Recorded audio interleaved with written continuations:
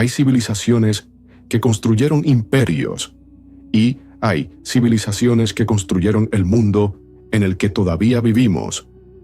Grecia no fue la más grande en extensión. Nunca controló la mitad de la humanidad como hizo Persia. Nunca duró 5000 años como Egipto. Pero hizo algo que ninguna otra nación ha logrado antes ni después.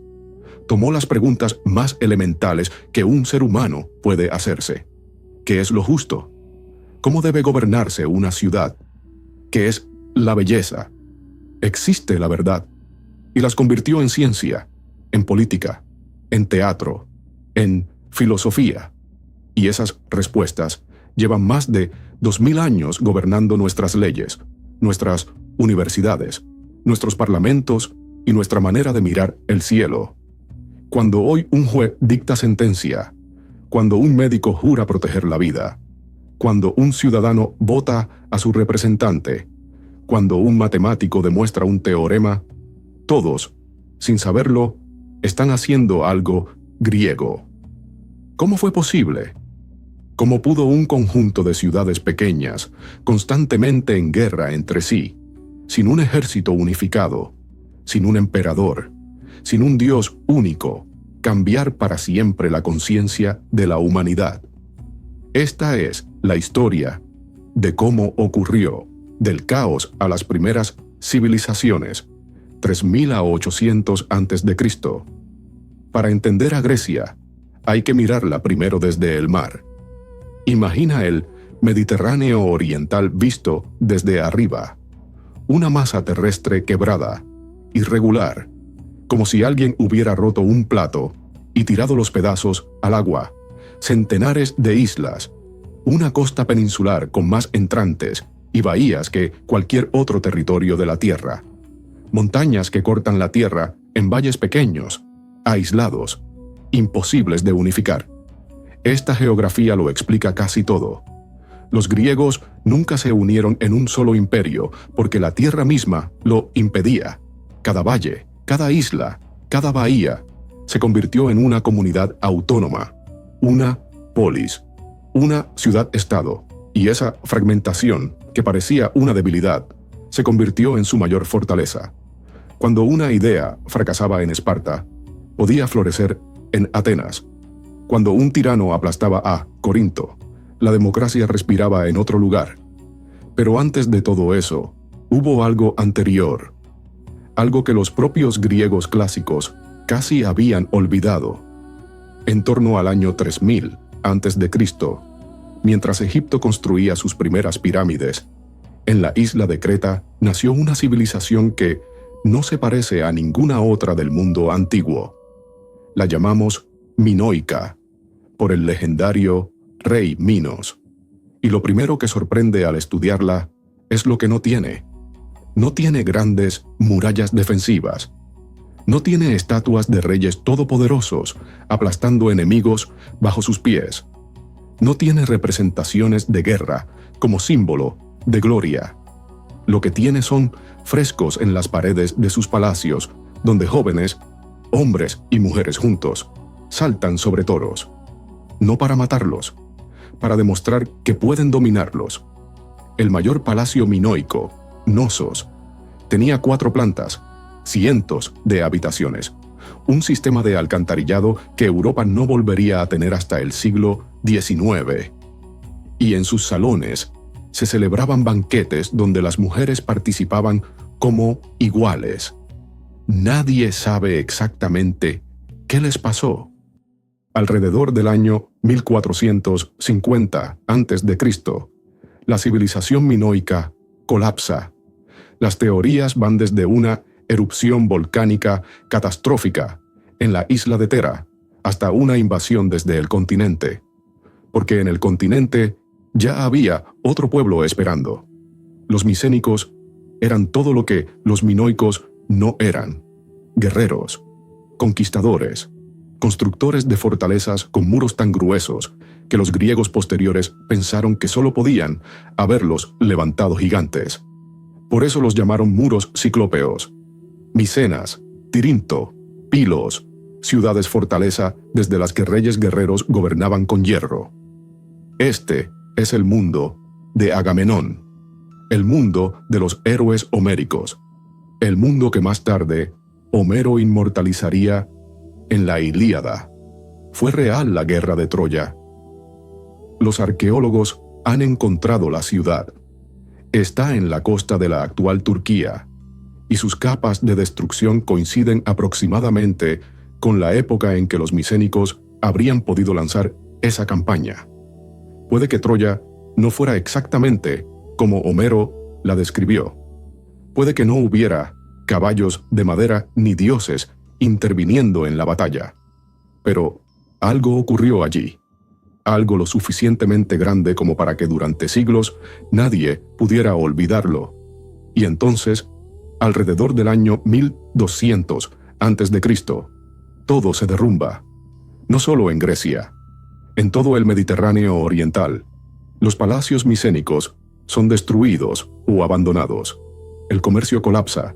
La escritura desaparece. Los griegos pierden su propio alfabeto durante siglos. Las ciudades se vacían. Los historiadores llaman a esto la Edad Oscura. Casi 400 años de silencio. Nadie sabe exactamente qué lo causó. Cambios climáticos, invasiones de los llamados pueblos del mar, guerras internas, probablemente todo a la vez. Pero cuando la oscuridad se disipa, lo que emerge no es una civilización menor. Es algo completamente nuevo. Algo que el mundo no ha visto antes. La invención de la ciudad que, piensa, 800 a 500 antes de Cristo. Alrededor del año 800 antes de Cristo, algo se reactiva. Los griegos comienzan a recuperar el contacto con el mundo exterior. Los fenicios les enseñan un alfabeto nuevo, más sencillo que la escritura que habían perdido. Los griegos lo adaptan. Le añaden vocales, algo que los fenicios no tenían, y crean el primer alfabeto verdaderamente fonético de la historia, el mismo del que descenderán el latín, y, siglos después, el español que estás escuchando ahora. Las ciudades empiezan a crecer.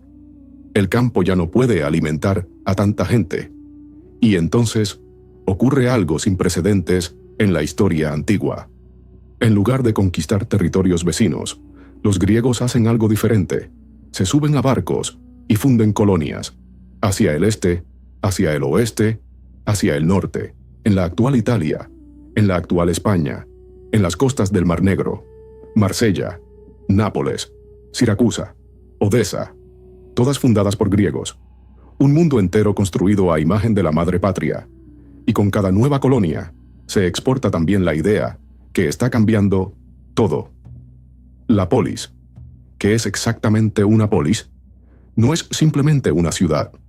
Es una comunidad política de ciudadanos libres que se gobiernan a sí mismos. Esta idea parece obvia hoy. No lo era entonces. En el Egipto del faraón, en el imperio persa, en Babilonia, el poder venía de arriba. Los dioses habían elegido a un rey. El rey mandaba, punto. Los griegos inventaron la posibilidad de que el poder viniera de abajo, de que un grupo de hombres libres pudiera reunirse, debatir y decidir colectivamente su destino. ¿Funcionó perfectamente desde el principio? No.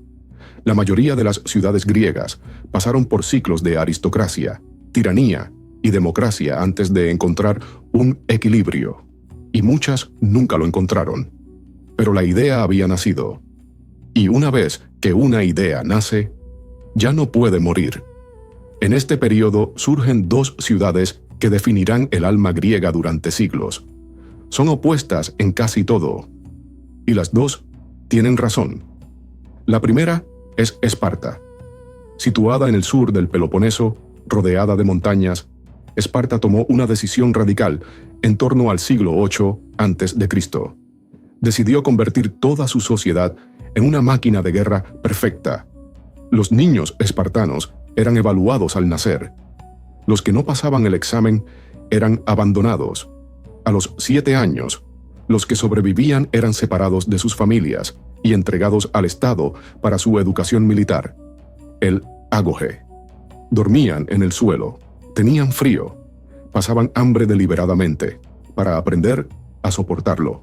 A los 30, si habían superado todas las pruebas, se convertían en ciudadanos plenos, y, hasta los 60, su vida pertenecía al ejército. El resultado: el ejército más temido del mundo antiguo. Hombres que no huían porque habían sido entrenados para considerar la retirada algo peor que la muerte. Pero Esparta pagó un precio enorme por esa perfección. No produjo un solo filósofo de importancia. No construyó grandes templos. No escribió tragedias. Su arte era la guerra. Y, en la guerra, era incomparable. La segunda ciudad es Atenas, más al norte, en la región del Ática, abierta al mar, comercial, cosmopolita. Atenas tomó el camino opuesto. En torno al año 594 a.C., un hombre llamado Solón es elegido arconte, algo así como gobernador de emergencia. La ciudad está al borde de una guerra civil entre ricos y pobres. Los nobles tienen toda la tierra. Los campesinos endeudados se están convirtiendo en esclavos. Solón hace algo revolucionario. Cancela todas las deudas, libera a los esclavizados por deudas y divide a los ciudadanos no por nacimiento, sino por riqueza. El más pobre puede no gobernar directamente, pero puede votar. Puede acusar a un noble ante un tribunal. No es la democracia todavía, pero es el primer paso hacia ella. 80 años después, en el 508 a.C., un aristócrata llamado Clístenes da el paso definitivo. Clístenes reorganiza Atenas desde cero.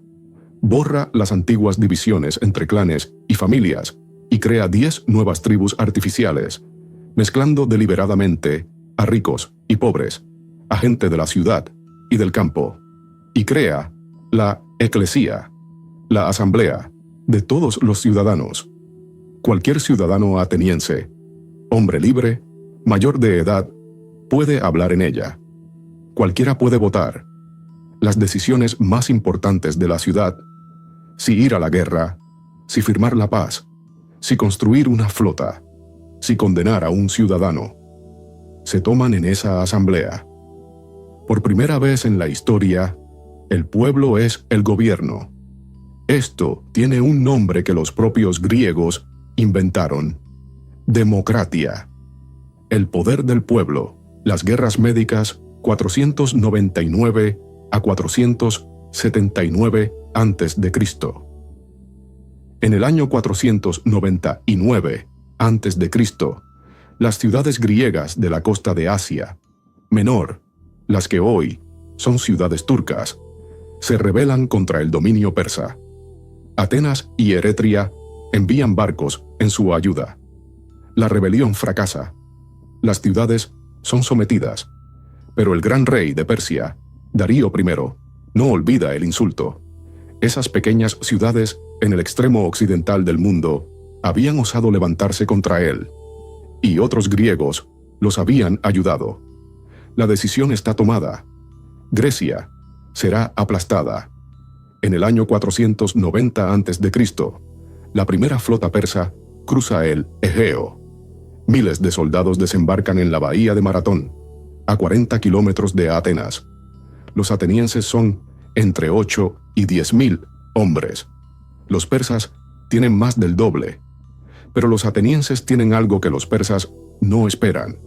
Tienen la falange, una formación compacta de soldados con lanzas largas y escudos entrelazados, moviéndose como una sola criatura. Y tienen un estratega llamado Milcíades, que entiende algo crucial. Los persas son más fuertes en el centro de la línea, así que debilita su propio centro y refuerza los flancos. La batalla de Maratón dura menos de una hora. Los persas son rodeados y masacrados. Mueren más de 6.000 persas. Los atenienses pierden menos de 200 hombres. La victoria es tan aplastante, tan inesperada, tan extraordinaria, que un soldado llamado Filípides corre los 40 kilómetros hasta Atenas para anunciar la noticia. Llega, pronuncia una sola palabra: Nicomen, hemos vencido, y cae muerto. Ese corredor legendario le daría nombre, 25 siglos después, a una carrera que millones de personas corren hoy en todo el mundo. 10 años después, Persia regresa. Esta vez con el hijo de Darío, Jerjes. Esta vez no con una flota de exploración, con el ejército más grande que el mundo antiguo había visto jamás. Las fuentes hablan de 1 millón de hombres, lo cual probablemente es exagerado. Los historiadores modernos estiman entre 200 y 300.000 soldados. Sigue siendo un número aplastante frente a los menos de 50.000 que toda Grecia unida podría reunir. Jerjes construye un puente de barcos sobre el Helesponto para cruzar desde Asia a Europa. Una empresa de ingeniería sin precedentes. El rey avanza hacia el sur. Las ciudades van cayendo o rindiéndose. El camino hacia Atenas parece libre, excepto por un desfiladero. Las Termópilas, un paso entre las montañas y el mar, tan estrecho en aquel entonces que no podían pasar más de unos pocos soldados a la vez. El rey espartano Leónidas llega allí con 300 espartanos y con varios miles más de aliados griegos. ¿Por qué 300? Porque la ley espartana prohibía abandonar la ciudad antes del festival de Carneia. Leónidas no esperó al final del festival. Solo podía llevarse a hombres que ya tuvieran hijos, hombres que ya hubieran cumplido su deber de prolongar su linaje. Durante 3 días, este puñado de griegos detiene al ejército persa. La falange griega en ese desfiladero es invencible. Los persas no pueden desplegar sus números, no pueden flanquear, solo pueden morir de frente. Al 4.º día, un traidor llamado Efialtes les revela a los persas un camino de montaña que rodea las Termópilas. Leónidas lo sabe. Ordena a la mayoría que se retire. Pero él y sus 300 se quedan. No porque sea posible ganar, sino porque un espartano no abandona su posición. Mueren hasta el último. Y su sacrificio da a Atenas el tiempo que necesitaba. Cuando los atenienses saben que los persas vienen por tierra, hacen algo que necesita tanto valor como la batalla. Evacúan la ciudad. Los hombres se embarcan en la flota. Las mujeres, los niños y los ancianos son evacuados a otras ciudades. Atenas es abandonada. Los persas entran en una ciudad vacía, la saquean y la queman. Pero los atenienses están en el mar, y en el mar, el almirante Temístocles tiene un plan. La bahía de Salamina, un estrecho canal de agua entre la isla de Salamina y la costa del Ática. Temístocles atrae a la flota persa mucho más grande, a ese espacio estrecho, donde los números no cuentan, donde la maniobrabilidad lo es todo. Los trirremes atenienses, más ágiles, aplican una táctica simple y brutal: embestir de costado. En un solo día de batalla, la flota persa es destruida. Jerjes, que observaba desde una colina en la costa, ve cómo sus barcos se hunden uno a uno. Sin flota, no puede abastecer a su ejército en Grecia. La retirada es inevitable. Al año siguiente, en la batalla de Platea, el ejército persa que quedaba es aplastado por tierra. Persia no vuelve a invadir Europa nunca más. Piénsalo un momento. Si los griegos hubieran perdido esas batallas, Persia habría dominado Europa occidental. No habría habido democracia ateniense. No habría habido filosofía griega clásica. No habría habido Roma. Al menos, no la Roma que conocemos. No habría habido Occidente tal como lo entendemos. Las Termópilas, Salamina, Platea. son quizás las batallas más importantes que se han librado en la historia de la civilización humana. Cuando Grecia pensó el mundo 480 a 404 a.C., con la amenaza persa alejada, Atenas vive algo extraordinario. En menos de 50 años, en una ciudad de quizás 200.000 habitantes en total, nace una concentración de genio humano que no tiene paralelo en la historia. ¿Cómo es posible? La respuesta está en la democracia, no solo como sistema político, como forma de pensar. En una democracia, tienes que saber argumentar, tienes que convencer a tus conciudadanos, tienes que distinguir un argumento válido de uno falso. Necesitas retórica, necesitas lógica, necesitas filosofía. La democracia ateniense no solo produjo libertad política, produjo la necesidad de pensar bien, y esa necesidad encontró a las personas perfectas para satisfacerla. Pericles. Si hay un nombre que define el siglo de oro ateniense, es este. Aristócrata de nacimiento, pero demócrata por convicción. Pericles gobernó Atenas, a través de su influencia en la asamblea, no como rey. Durante casi 30 años, bajo su dirección, Atenas construye el Partenón, el templo dedicado a Atenea, diosa de la ciudad y de la sabiduría. No es el templo griego más grande, pero es el más perfecto. Sus columnas no son perfectamente rectas, están ligeramente curvadas, porque los arquitectos sabían que una línea perfectamente recta parece hundida al ojo humano. Así que la curvaron 1 milímetro para que pareciera recta. El grado de precisión que requiere eso es el mismo que exige hoy la ingeniería de alta tecnología. El Partenón se construyó en menos de 15 años, hace 2500 años, y sigue en pie. Pero el mayor monumento del siglo de oro no es de piedra, es de palabras. En el teatro de Dioniso, al pie de la Acrópolis, Esquilo, Sófocles y Eurípides inventan la tragedia. ¿Qué es la tragedia griega? No es simplemente una historia triste, es una exploración de los límites de la condición humana. Edipo, que huye de una profecía, y al hacerlo, la cumple. Antígona, que elige la ley divina sobre la ley del Estado y paga con su vida. Medea, que mata a sus propios hijos para vengarse de su marido. Estas historias no tienen solución fácil. Sus personajes no son villanos que merecen su destino, ni héroes injustamente castigados.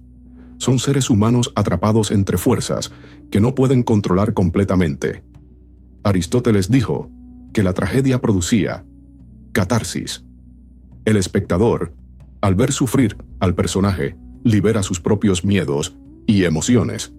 Hoy las obras de Sófocles se siguen representando en todo el mundo, porque los problemas que plantean, ¿qué le debemos a la ley? ¿Qué le debemos a nuestra conciencia? No tienen respuesta distinta hoy que hace 25 siglos. Y entonces llegamos a los filósofos. Sócrates no escribió nada, ni una sola línea. Caminaba por el ágora, la plaza pública de Atenas, y se acercaba a la gente para hacerles preguntas. ¿Qué es la justicia? ¿Eres justo tú? ¿Cómo lo sabes? Sus preguntas no buscaban respuestas fáciles. Buscaban demostrar que lo que creíamos saber, no lo sabíamos realmente. Solo sé que no sé nada. Esta frase, posiblemente la más famosa de la historia de la filosofía, no es un gesto de humildad falsa. Es el punto de partida de todo pensamiento serio. Si crees que ya sabes, dejas de buscar. Si reconoces que no sabes, empiezas a pensar. Los jóvenes atenienses lo seguían por todas partes. Los poderosos lo temían. En el año 399 a.C., Sócrates es juzgado, acusado de corromper a la juventud y de no creer en los dioses de la ciudad. Podría haberse exiliado. Podría haberse disculpado. Se negó a las dos cosas. Fue condenado a muerte. a beber cicuta. Sus últimas horas las pasó conversando con sus amigos sobre si el alma es inmortal. Murió sereno, según los que estuvieron allí, como alguien que había vivido de acuerdo con lo que pensaba. Su alumno Platón escribió todo esto, y Platón cambió el mundo. Platón fundó la Academia, la primera universidad de la historia occidental. Enseñó que el mundo que vemos con los ojos no es el mundo real. Es solo un reflejo, una sombra de un mundo de ideas perfectas e inmutables. Cuando ves un árbol, estás viendo una copia imperfecta de la idea de árbol. Cuando un juez busca la justicia, está intentando aproximarse a la idea de justicia. ¿Tiene razón Platón? 2400 años de filosofía no han resuelto esa pregunta, pero su alumno más brillante pensó que no. Aristóteles llegó a la Academia de Atenas a los 17 años. Estudió con Platón durante 20, y cuando Platón murió, Aristóteles se marchó y fundó su propio método. Para Aristóteles, el conocimiento no viene de mirar hacia las ideas eternas, viene de observar la realidad, clasificarla, analizarla. Aristóteles creó la lógica formal, la biología como ciencia, la física, la política, la retórica, la ética, la poética, la metafísica. Un solo hombre, un catálogo casi completo del conocimiento humano de su época. Cuando Alejandro Magno era niño, su padre Filipo de Macedonia buscó al mejor maestro del mundo para educar a su hijo. Contrató a Aristóteles. Durante 3 años, el filósofo más grande de la antigüedad enseñó personalmente al que se convertiría en el mayor conquistador de la historia. Lo que Alejandro aprendió de esa educación, nadie lo sabe con certeza, pero llevaba siempre consigo una copia de la Ilíada de Homero, anotada por Aristóteles. Dormía con ella bajo la almohada, junto a una daga, la guerra del Peloponeso, 431 a 404 a.C. En el año 431 a.C., Atenas y Esparta entran en guerra. Llevan décadas caminando hacia ese momento. 2 modelos de civilización completamente opuestos. 2 imperios, porque así se pueden llamar ya, en expansión constante, chocando en alianzas y conflictos de baja intensidad. El detonante es casi irrelevante. La causa real es el miedo. Esparta tiene miedo del poder creciente de Atenas. Atenas tiene miedo de la fuerza militar espartana. El historiador Tucídides, que vivió esa guerra y la describió con una claridad y una profundidad que no han sido superadas en 25 siglos, lo dijo así: lo que hizo inevitable la guerra fue el crecimiento del poder ateniense y el temor que esto inspiró en Esparta. La trampa del rival que asciende. Hoy la llamamos la trampa de Tucídides, y los politólogos del siglo XXI la siguen citando cuando hablan de China y Estados Unidos. La guerra dura 27 años. Al principio, parecería que Atenas tiene todas las ventajas. Tiene la flota más poderosa del Mediterráneo. Tiene un imperio de ciudades aliadas que pagan tributos. Tiene a Pericles. Pero en el segundo año de la guerra, la peor pesadilla de Atenas se hace realidad. Una plaga. Nadie sabe exactamente qué enfermedad fue. Fiebre tifoidea, quizás. O una combinación de varias. Llega por los puertos. Se extiende por la ciudad superpoblada. Porque Pericles ha hecho que toda la población rural se refugie dentro de las murallas. 1/3 de la población de Atenas muere en 3 años. Pericles muere en el 429. Y con él muere algo más difícil de medir que las vidas humanas: la calma, la confianza, el equilibrio que había mantenido a la democracia estable. Lo que viene después es una sucesión de errores estratégicos, traiciones y delirios de grandeza. El más catastrófico, la expedición a Sicilia, En el año 415 a.C., Atenas decide atacar Siracusa, la ciudad griega más grande de Sicilia. ¿Por qué? Para cortar el suministro de trigo a Esparta, para expandir el imperio ateniense hacia el oeste. Es una expedición enorme, 200 naves, 40.000 hombres, y termina en el desastre más completo de la historia militar griega. El ejército ateniense es destruido, la flota es destruida, los pocos supervivientes son capturados y enviados a trabajar en las canteras de piedra de Siracusa, bajo el sol de Sicilia, sin agua suficiente, sin comida, enfermando. La mayoría muere allí. Atenas pierde en Sicilia más hombres, más barcos y más dinero de los que tenía cuando empezó la guerra. Y aún así, sigue luchando. 12 años más, hasta el año 404, cuando finalmente Esparta, con ayuda financiera de Persia, los mismos persas que habían invadido Grecia 75 años antes, destruye la flota ateniense en el Helesponto. Atenas se rinde. Las murallas largas son demolidas. La democracia es suspendida. Un gobierno de 30 tiranos toma el poder. Solo duran un año antes de que la democracia sea restaurada. Pero Atenas ya nunca volverá a ser la potencia que fue. El hombre que llegó al fin del mundo, 336 a 323 a.C., en el norte de Grecia, en la región de Macedonia, un reino que los griegos del sur siempre miraron con cierto desdén, demasiado bárbaro, demasiado alejado de las ciudades refinadas. Estaba esperando su momento. El rey Filipo, II de Macedonia, fue uno de los estrategas militares más brillantes de la historia. Reformó completamente el ejército macedonio. Inventó la falange macedonia, con lanzas de 6 metros de largo, las sarisas, una formación que aplastaba todo lo que se ponía delante. En el año 338 a.C., en la batalla de Queronea, Filipo aplasta a una coalición de ciudades griegas. Grecia, fragmentada y exhausta tras décadas de guerra, cae bajo la hegemonía macedonia. Pero Filipo no vive para ver lo que viene después. Es asesinado en el año 336, quizás por su propia esposa, quizás con la complicidad de su hijo. Su hijo tiene 20 años. Se llama Alejandro. Lo que Alejandro hizo en los 13 años que siguieron es tan extraordinario que todavía hoy resulta difícil creer que ocurrió realmente. En el 334 a.C.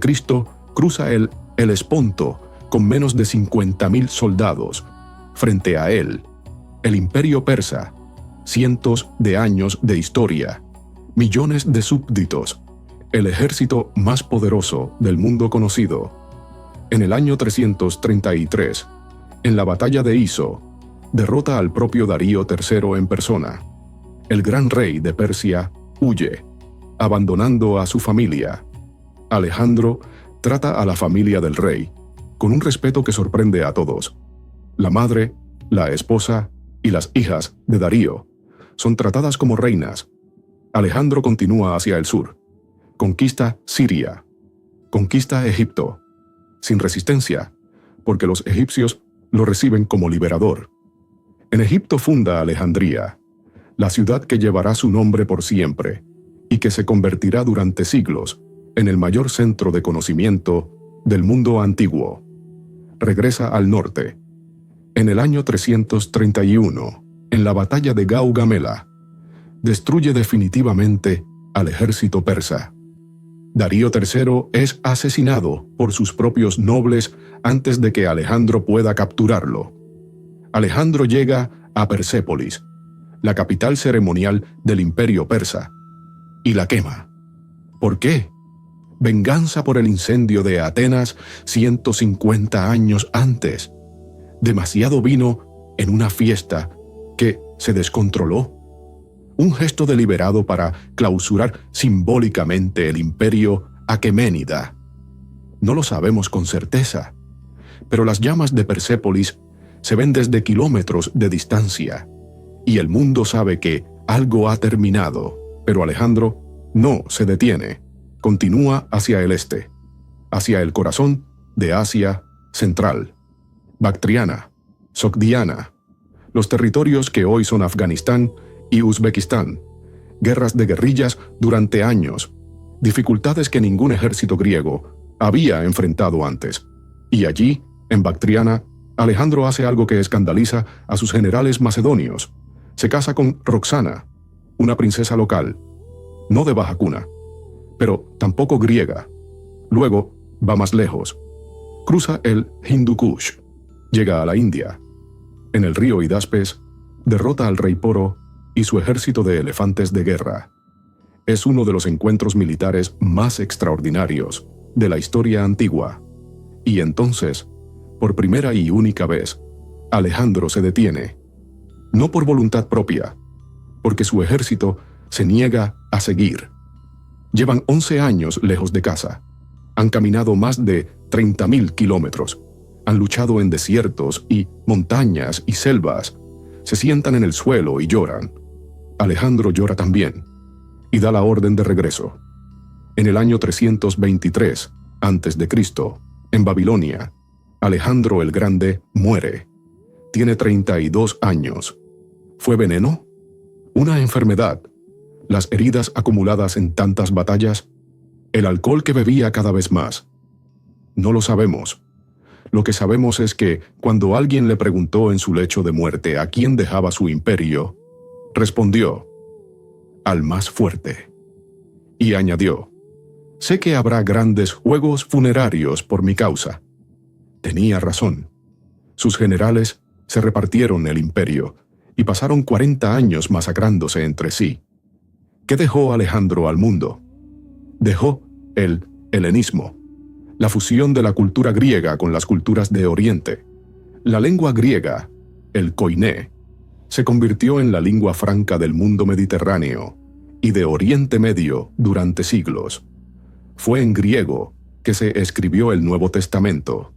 Fue en griego que Euclides escribió los Elementos, el libro de matemáticas más influyente de la historia.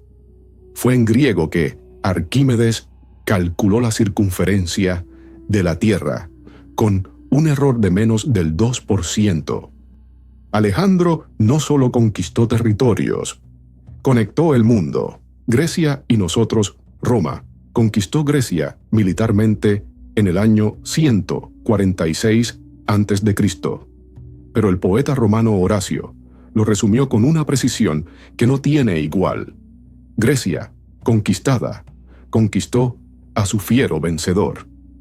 Los romanos adoptaron los dioses griegos y les pusieron nombres latinos. Adoptaron la filosofía griega, la medicina griega, la arquitectura griega, y transmitieron todo eso a Europa. El Renacimiento europeo, el despertar cultural del siglo XV, que cambió Occidente, fue literalmente un redescubrimiento de Grecia. Los humanistas italianos buscaban manuscritos griegos como si fueran tesoros sagrados, porque lo eran. Cuando los fundadores de las democracias modernas, los padres de la Constitución americana, los revolucionarios franceses, buscaron modelos para construir sus nuevos estados, ¿a dónde miraron? A Atenas, a Roma, a los griegos. La medicina que te trata cuando enfermas está construida sobre Hipócrates. La lógica que usa un ordenador cuando procesa datos viene de Aristóteles. El teatro que ves, la música que escuchas, la arquitectura de los edificios que habitas, todo tiene raíces griegas. Los Juegos Olímpicos, la geometría, la historia como disciplina, la biografía, la comedia, la crítica literaria, la anatomía, la democracia, todo inventado o sistematizado por primera vez en ese pequeño rincón del Mediterráneo, por ese pueblo extraño y brillante y autodestructivo que nunca logró unirse del todo, que se destruyó a sí mismo en guerras fratricidas, que fue conquistado por sus propios alumnos macedonios y luego por Roma, y que sin embargo ganó, porque las ideas no se conquistan. Las ideas que liberan no pueden ser encadenadas. La pregunta que libera no puede ser silenciada. La belleza que transforma no puede ser destruida. Hace 2500 años, un grupo de hombres en una ciudad pequeña decidió que el conocimiento valía más que la obediencia, que la razón valía más que la tradición y que la libertad valía más que la seguridad. No siempre estuvieron a la altura de esos ideales. A veces los traicionaron, pero los enunciaron. Y una vez que una idea es enunciada con suficiente claridad, ya no puedes desaprender que existe. Esa es la herencia de Grecia. No las ruinas del Partenón, aunque sean hermosas. No los textos de Platón, aunque sean profundos. La herencia de Grecia es la posibilidad misma de hacer preguntas que nadie puede prohibirte. Y mientras eso siga siendo posible, Grecia no habrá muerto.